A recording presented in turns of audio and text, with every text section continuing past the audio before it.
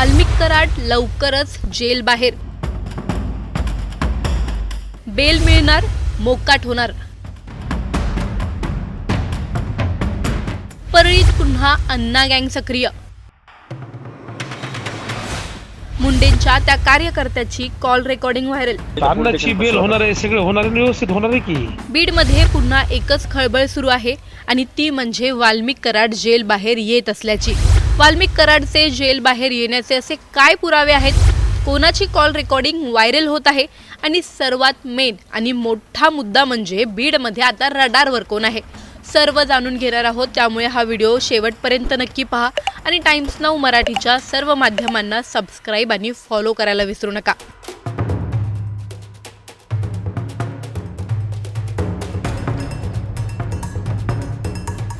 वाल्मिक कराड आणि संतोष देशमुख महाराष्ट्राला हादरवून सोडणारं प्रकरण. अजूनही संतोष देशमुख प्रकरण न्यायाच्या शोधात आहे. अजून त्या प्रकरणातला एक आरोपी कृष्णा आंधळे तर फरारच आहे. देशमुखांच्या प्रकरणाला काही दिवसाआधीच 1 वर्ष पूर्ण झालं आणि दुसऱ्या साईडला वाल्मिक कराडच्या जेल बाहेर येण्याच्या चर्चांना उधाण आलं. आता वाल्मिक कराड हे लवकरच बेलवर बाहेर येतील. हे मी का बोलते ते पहा.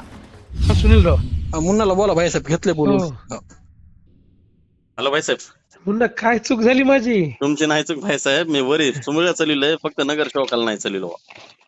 वरी काय चाललं? तो अध्यक्ष पदाला सगळं आपलं चाललोय. फक्त नगर सेवकाला नाही चालले. अभिमान भाऊ ना मला निरोप दिला होता. हो ना, म्हणले भाईसाहेब कारण मी तुला आता एवढे जीवाभावातले आपण सगळे हो ना. मिळून करणं. नाही बाकी पण काही ते नाही. जायचीच गरज नव्हती तिकडे. नाही ते नगर सेवकाला बार बार आम्हाला कोणाला विश्वासात घेऊन दिलत पण नाही. मी आहे ना डायरेक्ट नगराध्यक्ष तुमचा असल्यास तुम्हाला नगरसेवकाची काय गरज आहे? नाही ते नगर सेवक असल्यामुळे ते मागल्या 8 वर्षापासून आम्हाला काहीच हे केलं नाही ते त्यांना. आहे बाबा, पण आता तुमच्या बहिणीच नगराध्यक्ष होणार होत्या ना. हो ना. नाही होणार तर आहे तसं. हा. 100% नका मला त्यासोबत अभिमान- फिरू दीपक सोबत आता. नाही. ते साहेबांच्या रडारवर आलंय सगळं. हो हा. आणि हो, आता आता इथं अण्णाची politician बेल पाशी होणार आहे, सगळं होणार आहे, व्यवस्थित होणार आहे की. हो. हे आता पोलीस स्टेशन पाशी बाईट देऊ लागले, सर भेटले. तुम्ही बघितलं ना मागे, कशाला तुम्ही हे करता? बर. नका थांबू, त्याला सरळ म्हणा इलेक्शन पुरता विषय होता म्हणा माझा. बर. झालं म्हणा आता, माझ्या आणि भैयाचे संबंध आहेत म्हणा आता, ते नाराज झालेत म्हणा आता. हो पैसा. डायरेक्ट सांगा त्याला, म्हणजे ते त्रास देत नाही. हो उद्या कामं करायची, रजिस्टर करून घ्यायच्यात सगळे आपल्याला. साहेब ते नगर सेवक आता आपलं लय मी आहे ना डायरेक्ट, तुम्हाला माझी टीम म्हणून काम करा ना तुम्ही. हो ते तरी पण ते नंतर त्या सोबत जाण्यामुळे गलीतल्या पोराला त्रास जास्त झालेला आहे माझ्यापेक्षा. हो, पण त्याच्यावर काय रुकणार आहे आपलं गल्लीतल्या माणसामुळे? हो ना. आता तिथं सुनील राव आहेत सगळे, त्याला सांगा, मला सांगा काय विषय. बर. नका राहू तुम्ही, गणू नका राहू तिथे आता. हो. हा. काय कशामुळे प्रवेश केला, म्हणजे काय त्याने पैसे दिले का? नाही काहीच नाही, 1 रुपया नाही घातला, कुणाच नाही घातला. कशासाठी काय काय ते म्हणजे थोडं नाराज झालतात. एक तर तिकीट पण नाही आणि पुन्हा परत त्यांना डबल दिल्यामुळे. दिलं काय? हं? त्यांनी तरी तिकीट दिलं नाही ना, तिकीट घेऊन म्हणून महाग लागले होते. मग तर ते एक तर आमचा भारतचा विषय होता. भारतनं आम्ही सगळे मिळूनच नियोजन लावलं होतं सगळं. वर साहेबाला बोलला होता 2 वाजता. साहेब म्हणले 2 वाजता सगळ्यांना बोलून घेतो म्हणले, मीटिंग लावतो म्हणले. काय भांडण नाही म्हणले त्या वाडामध्ये. हो. हा, असं सगळं साहेबांना सांगितलं. तर नंतर अचानकच 2:45ला त्याच जाहीर करून टाकलं. ठीक आहे, करा आता. हा, व्यवस्थित करा. हो. ही कॉल रेकॉर्डिंग ज्यांची आहे ते आहेत धनंजय मुंडेंचे कार्यकर्ते आणि परळीचे माजी नगराध्यक्ष बाजीराव धर्माधिकारी, आणि त्यांनी राष्ट्रवादी शरद पवार गटाच्या दीपक देशमुख यांच्या कार्यकर्त्यासोबतचा हा संवाद आहे. यात त्यांनी खूप स्पष्टपणे सांगितलं आहे की आता वाल्मिक अण्णा जेलमधून बाहेर येतील. अण्णाची बेल होणार आहे, सगळं होणार आहे, व्यवस्थित होणार आहे की. हो. आणि दीपक देशमुख हे साहेबांच्या रडारवर आले आहेत, म्हणजेच धनंजय मुंडेंच्या. बेसिकली परळीत आता मुंडेंच्या रडारवर कोण आहे तर ते म्हणजे दीपक देशमुख. या कॉल रेकॉर्डिंगची पुष्टी जरी टाइम्स करत नसलं तरी ही कॉल रेकॉर्डिंग खरी आहे आणि त्यात ते काय म्हणाले आहेत याबाबत बाजीराव धर्माधिकारी यांनीच प्रतिक्रिया दिली आहे. नीट ऐका. मुळामध्ये निवडणूक झाल्यानंतर समोरचे जे प्रतिस्पर्धी उमेदवार आहेत त्यांचे बालिशपणाचे आरोप हे सगळे बघता वेड्याच्या इस्पितळाची गाडी परळीत बोलावी अशी परिस्थिती सध्या निर्माण झाली आहे. राहिला आजच्या क्लिपचा विषय, ज्यांच्या मोबाईलवरून बोललो ते आमचे सुनील मस्के, आमच्या पक्षामध्ये ज्यांनी आता प्रवेश केला ते आहेत. आणि मी ह्यांना विचारलं की आपल्या जीवाभावातले कार्यकर्ते, आमचा मुन्ना मस्के असेल, आमचा गणेश मस्के असेल, जे आपण 25-20 वर्ष झालं आपण जीवानी राहिलोत, प्रत्येक जयंती उत्सव असेल, सुखदुःख असेल, आपण मिळून केले साजरे. आणि अशा परिस्थितीत दोघं काय गेले, तर सुनीलराव म्हणले की त्यांना कुठंतरी अनसिक्युअर्ड वाटते की जगमित्र कार्यालयामध्ये अन्न असताना मदतीचा हात सारखं द्यायचे, पण आज तिथं कुठं व्यक्ती दिसत नाही आहे. आणि त्या अनसिक्युरिटीमधून ते दोघं गेलेले आहेत. आणि मलासुद्धा, मी पक्षाचा 9 वर्ष अध्यक्ष होतो, आता आमचे आयुबबाई शहर अध्यक्ष आहेत, पण मलाही वाटलं की जर ह्या कारणासाठी आपले सहकारी जात असतील, आणि हा कॉल मी निवडणूक झाल्यावर केलेला आहे, निवडणुकीच्या आधी कुठलाही दबाव टाकलेला आहे, तर मी म्हणलं सुनीलरावला म्हणलं की ते रेकॉर्ड करतील, तुमच्याच मोबाईलवर माझं बोलणं करून द्या. सुनीलरावनी माझं बोलणं करून दिलं आणि तुम्ही तो संवाद ऐकला असेल.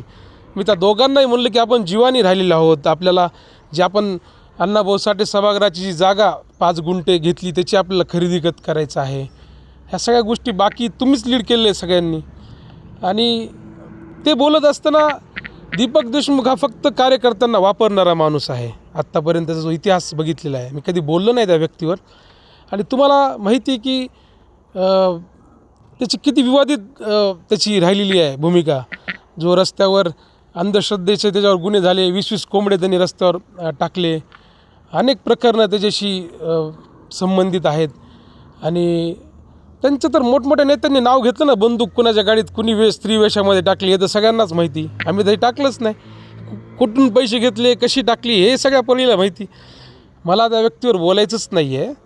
पण आमचा सहकारी गेला पक्षातून, तर मला एक त्याला समज त्याला देण्यासाठी विषय होता. ह्याच्यात मला कुठलाही दबाव, कारण आफ्टर इलेक्शन हा कॉल होता.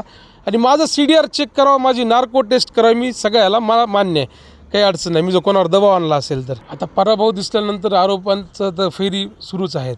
फार मोठा पराभव होणार आहे, दिसून आलेला आहे. आणि म्हणून हे सगळे आरोप प्रत्यारोपाचे खेळ चालू आहेत. आता वाल्मिक कराड पुन्हा जेल बाहेर येणार याची मुंडेंना आणि त्यांच्या कार्यकर्त्यांना आधीच खबर कशी काय आहे, हा विचार करण्याचा मुद्दा आहे. वाल्मिक कराड जेलमध्ये जरी असले तरी त्याचा दबदबा अजूनही बीडमध्ये कायम आहे. वाल्मिक कराड बाहेर यायच्या आधीच पुढील गुन्ह्यांचं प्लॅनिंग सुरू होतंय का, अशा चर्चा देखील आहेत. धनंजय मुंडेंनी त्या दिवशी वाल्मिक कराड नसल्याची खदखद सभेत बोलून दाखवली होती. आज 9-10 महिने झाले कार्यालय चालू आहे, काम चालू आहे. हे सगळं बोलत असताना आपल्यासोबत आपला एक व्यक्ती नाही याची जाणीव पण होते. माझ्यासारख्या एक कार्यकर्ता म्हणून, सहकार्याला सहकार्य समजतो म्हणून मला सुद्धा याची कुठेतरी आजच्या कार्यक्रमात जाणीव करून द्यावी.